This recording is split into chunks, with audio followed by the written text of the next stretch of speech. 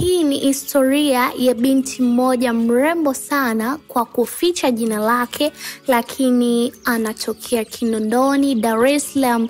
Binti ambaye alitaka maisha ya kifahari ambapo ilipelekea hadi kuingiliwa kinyume, lakini mwisho wa siku akaachika na mwanaume ambaye alikuwa akimtumia kinyume na maumbile. Sasa kwenye kujutia maisha yake nyuma, aliandika ujumbe kwamba aliniambia tufanye kinyume, atanioa ila akaniacha. Nilimkubalia tuwe tunashiriki kinyume na maumbile sababu niliogopa akiniacha yale maisha ya luxury nisingeweza kuyaishi tena. Maisha ya luxury na kupenda kuishi kwa kutegemea mwanaume. Leo najutia na kuanza kujiona mwanamke mpumbavu nisijua thamani yangu.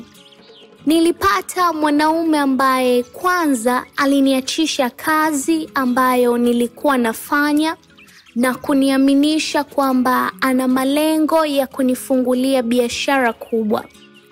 Alikaa na kuniambia nimpe mawazo tu ya biashara yangu ambayo nilikuwa natamani kuifanya. Ni kweli nilimpa mawazo hayo na akaniahidi atanifanyia kazi bila kujua kumbe lengo lake ni tofauti kabisa.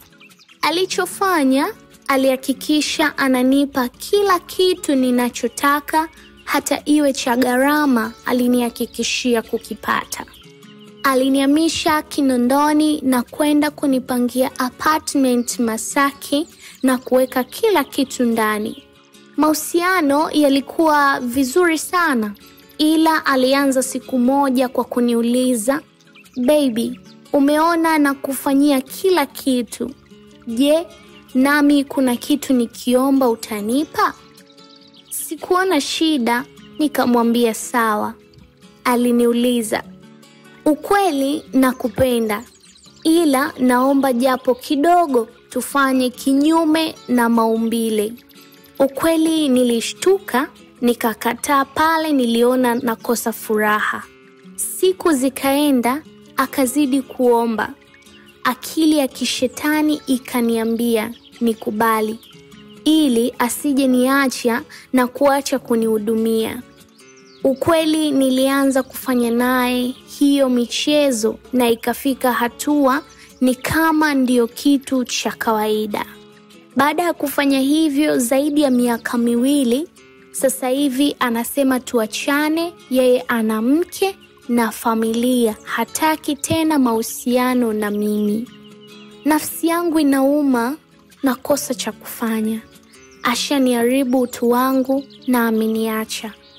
Kazi aliniachisha na biashara hakufungua. Hapa ninapokaa kodi ikiisha sijui nalipaje. Na hata maisha sijui naendeshaje. Kiufupi, sina ambacho niko nacho cha maana. Nafsi inaumia na kibaya zaidi ashanibloku kila sehemu. Ukweli najutia sana na najiona ni mwanamke mjinga sana. Leo sina chochote cha maana na nisharuhusu kudhalilishwa hivi na kuja kuwa mgeni wa nani mimi. Sasa story hii ni ya mwanadada kutoka Kinondoni, Dar es Salaam. Lakini inatoa funzo kwamba mwanamke, ridhika na kidogo ambacho unakipata. Na usikubali kuwa mtumwa wa mapenzi kisa kuogopa kuanza moja. That is how it is. Usisahau kusubscribe, kushare, kucomment. Mimi ni Bessie Penny.